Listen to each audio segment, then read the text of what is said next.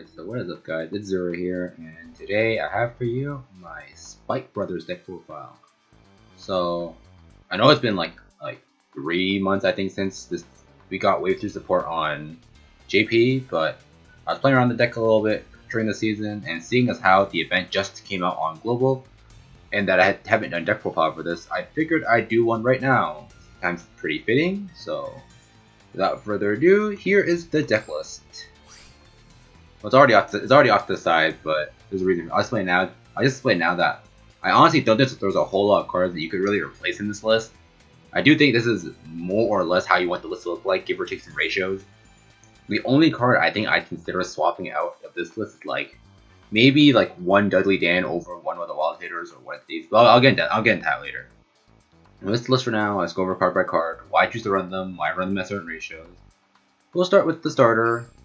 It is the one and only Mecha Trainer. So he is a Conroe clone, so Forerunner, and then CV1 retire it. Search your deck for any grade 1. Most of the time you're searching PG, but sometimes if you have too many PGs in hand, or if you're playing against something like OGT, which is Tom, you might search Wild Hitter or Reckless thing what you need, but most of the time you just search PG with this. Very nice. Same reason why it's good in Kagero. Searching PGs are always good in this game. You're guaranteed 1 PG a game. Super solid card. Best starter in the clan. I really wouldn't play anything else because Conroe and Trainer are just too good. Next we have the PG. This is the new Maryland. This is the one we got from Wave 3. So this is the new style PG where it doesn't proc until you're about to take lethal. You play this because you are a Break Ride reliant deck. Otherwise you could consider the old ones. Since you do have Mecha Trainer, you could consider playing the old PGs, considering you can search them, depending on the situation. But I just rather play it for the new one. Also, I have 4 SP, so that's kind of why I choose to play this one. But that's besides the point. Next, we have Deadly Daisy. So she is, when she's called from the deck during battle phase, CV1 give it plus 5k. This skill is basically never used. This is basically a 7k vanilla, but we play it because it's a Dudley name, so it can be searched off Jelly Beans. So for all intents and purposes of this deck, it is a 7k booster that is searchable. That's all she's ran for. If you really don't like the fact that she's just a vanilla 7k, you could try Phantom, but my problem with Phantom is that unless you tag it, it does not scale with anything. So I think having the consistent 7k boost is just better. Next we have the 3 Wild Hitter. So his skill is, when it boosts a grade 3 bank. Actually, no. When it boosts a Vanguard and you check a grade 3, so i.e. you hit a trigger, CV1 put itself into Soul and call any card from your deck to an open rear circle. So this card lets you do some cool plays during your... it lets you do plays when you're not on before your limit break turn, and it lets you do plays if you couldn't find an Emperor and you need to break right something like a Jugs, a Jelly Beans, or another bad end. Yeah, because let's just in a scenario where you're on bad end and you have to break ride not Emperor, so you go rear to rear, rear to rear. Do this boosting the Vanguard. Let's say you hit a trigger, you get power to one of the side boosters, and since this card since the battle's over and your front row circles are empty, you CV1 put this into Soul, and then in this situation you would call a Devil Summoner to hope that he hits something to call to the other open circle. So now you essentially did a Emperor turn. Yes, this is RNG reliant because you have to hit a trigger. So if you're not too keen on that, you could try one Dudley Dan over this just to guarantee this in situations where you just cannot find the Emperor. But yeah, this card is good because it can do stuff like that. And it's 7k base, so even if you put it off to the rear, to like a rear booster, it's still a 7k booster that scales with everything. But yeah, pretty solid card. I was a little iffy on it at first, but after playing with it, this card is really good. Next we have the Reckless Express. I would just refer from so his skill is the Soul Blast 1, on attack Soul Blast 1, give us the 5k, and then at the end of the battle, put it at the bottom of the deck. So anything with this kind of skill, I'm just going to refer to it as a tagger from now on. So yeah, anything that Soul Blast 1 puts up the bot deck and give power, like this, I just refer to a tagger. So you play these because, for one, he's a 7k booster, so at worst he's a 7k booster, but he also can swing solo if you use a Soul Blast, and he's a tagger, which is important for if you're on, specifically if you couldn't break ride, and you're just playing vanilla Emperor, and it's especially good against the Link Joker matchup. But I'll get to that a little later as to why it's good. Maybe you don't already know. Yeah, so 4 Reckless. You need these if you're stuck playing Vanilla Emperor, because Emperor forces you to have taggers. That's why you play 4 of these. Next, I have 3 of the Dudley Mason. Honestly speaking, if I owned a 4th copy, I'd cut a Douglas for a 4th Mason, but I only have 3, so I have to work with what I have. Optimally, if you have everything, I would cut 1 Douglas for a Mason. So Mason's skill is Vanguard Rear. It's basically only rear. You don't really use it when it's on Vanguard. CB2, when its attack hits a Vanguard, CB2, put a card from your hand into your soul to call any card from your deck to an open rear. So this card is a mini Emperor, quote unquote. But the reason why I would play this card at 4 isn't because it lets you do stuff outside of Limit Break. It's because this card is a part of the super degenerate combo that you can do when you're on your bad end Emperor turn, where if your opponent has on intercept, you can check for a bunch of PGs from 3 damage. So yeah, this card is needed for degenerate combos like that. I'll get to that later. So yeah, that's why you need this card. This card enables the really stupid combos that you can do with the bad end. Next, we have the Douglas. I do only play 2. I played 2 of it, but like I said before, ideally you have 4 Masons, and I only play 1 Douglas. But Douglas's skill is when called from deck during the battle phase, you can CB1 to give it plus 5k. It comes up every once in a while. Not the worst card in the world, but it's mainly played just because it's Dudley name, so it's an extra Fiend's target. That's really the only reason why it's played. Solid card. It's okay. It's not terrible. Not amazing. Next, we have the Breki. So he is also a tagger on attack. So blast 1, get 5k, and at the end of the battle, bot deck it. He hits numbers. He hits 14 with any 7k booster 21. So you make matching numbers with this card. He's a tagger. He's just a very, very solid card. He's 9k base, so you don't even feel bad about riding him. Next, we have 4 of the Devil Summoners. So he is the Transriser clone. So we don't know what that does. He is on play Vanguard Rear, which does matter, that works on both. Check the top part of your deck. If it's a grade 2 or lower, you call it anywhere. This does not have to be open rear, so you can call this over cards if you need to, which does actually matter in your super degenerate combo, which I'll get to later. And if it isn't, you put the card back on top and you shuffle your deck. Only problem is that's a 7k. Other than that, this card is pretty good. Gets you free cards because your deck isn't really plus outside of. It doesn't plus at all, to be honest. This deck basically doesn't plus at all. This card is kind of a plus engine, but he is basically here because he's needed for degenerate kill turns. But yeah, still a solid card overall. I play 4 because since you need it so badly, and you'll be feeling these early if you draw them, you might actually need the 4 copies of this, so you might actually run out of them. But yeah, that's why you play 4 of this.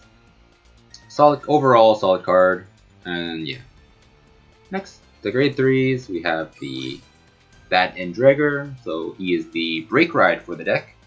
So his skill is Break Ride, give 10k to Vanguard, and then he gives your Vanguard 2 skills. So the first one is all your front row rears get plus 10k, so everything is huge now.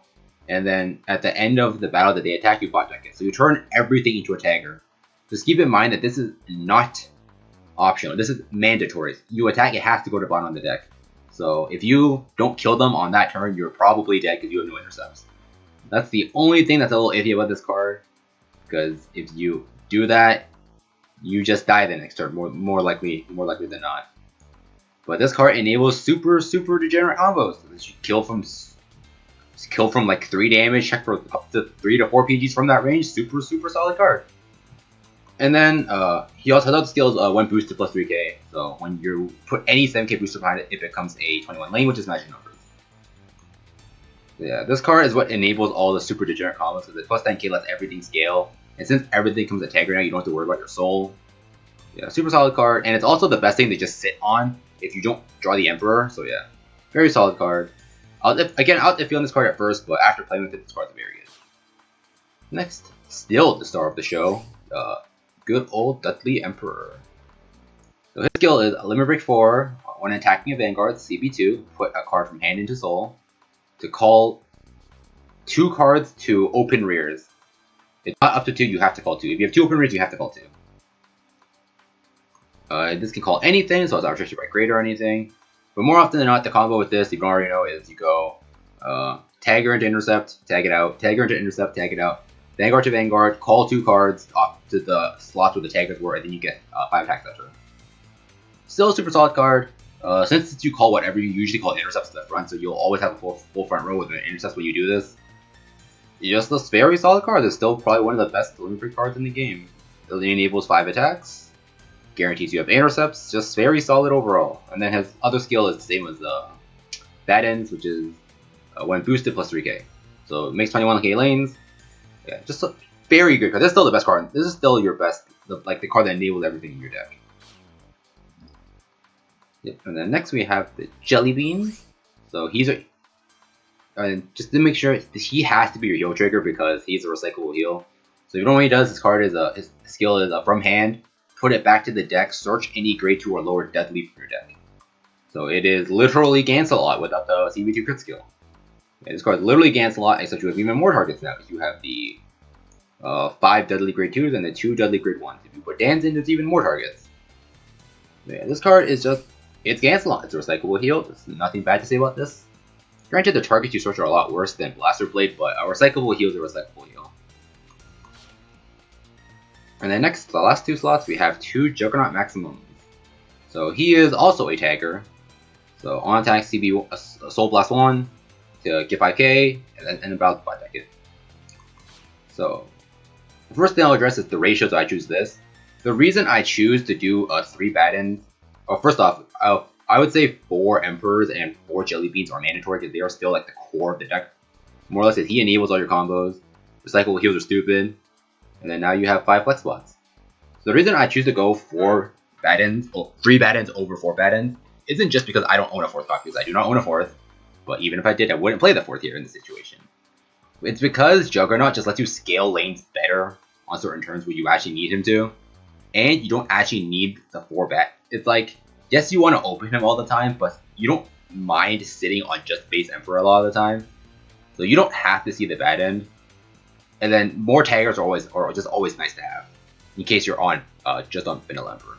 But yeah, you can play around with like ratios of this. You can go 4 Bad Ends, 2 Jugs if you want, but I think this is better because there are a lot of times where I'm just like, damn, I really wish I had the extra Juggernaut, but I don't. So yeah. So Juggernaut's still a good card. I personally like these ratios the most, except for this, where I would play 4 Measons if I had them, but I don't. So yeah. So this is the deck profile. I definitely implore you to try it out, play around the ratios. I think the only thing that I'm not entirely sure is if I want the Dance or not. I'll probably play them later, but yeah. So yeah, so I don't think I have footage of this. I might have footage of this later, but I'll just explain the combo now. So let's say your opponent has 1 intercept. Your opponent has to have 1 or less intercept. So just say they have 1 intercept. They're at 3 damage. You're on Bad End. They give you Breaker Ride. You ride the Emperor. And let's say you have a full back row as well. So you call a full board. You hit a non-Mason into the intercept. Then Bad End skill tags it out. And then you hit the Mason to Vanguard. Mason hits. You CB2. You put a card in. You call the Devil Summoner to the open circle that the card that tagged out earlier is in. Summoner procs. Let's say he hits something. Summoner hits. You call over the Mason with whatever you call off the top. And now you have full front row again. Assuming they didn't hit defensive, the Summoner is 17k. Like, just say you call it Bracky. Bracky is 19, and then he can tag to make himself 24. So you would go Summoner into Vanguard, because he's 17, the opponent will only be 16. Assuming no cross-ride base or anything like that. Now they're at 5 damage. Summoner tags out, and let's just say they also didn't get defensive there, because if this does happen, Bracky can now hit unboosted, use his skill to tag to give himself 5k power, and then he tags out. Oh look, there was a PG check. That's 1 PG check. Now you have Emperor, who is 31 with the booster. You hit, you use his skill, CB2, for a far from hand to soul. Called, usually here you call like double Bracky or like Jugs Bracky just to scale better. You call, you do your drive checks, power, whatever. 2nd PG check. Alright, Bracky hits now. 3rd PG check. The other lane hits now, which is probably Jugs, 4th PG check. So you just checked for 4 PGs from 3 damage if they only have 1 intercept. If they're at 4 damage with only 1 intercept, they're just dead because they need 5 PGs to survive this. Assuming Summoner hits, of course, and no defensives. If they do get a defensive on the first damage check, you usually just call a Bracky to hit unboosted to save your boosters for the Emperor calls. But sometimes you just use the booster and stuff. So yeah. see what kind of games I have for you guys. But a lot of times, whenever I do the point of scoops, I don't actually show this off, so that's why I have to explain it now. But yeah, now I have some games for you guys probably. I hope you enjoyed this video. Tell me what you think about this deck list, like and subscribe, all the good stuffs, and I'll see you guys next time. Peace out.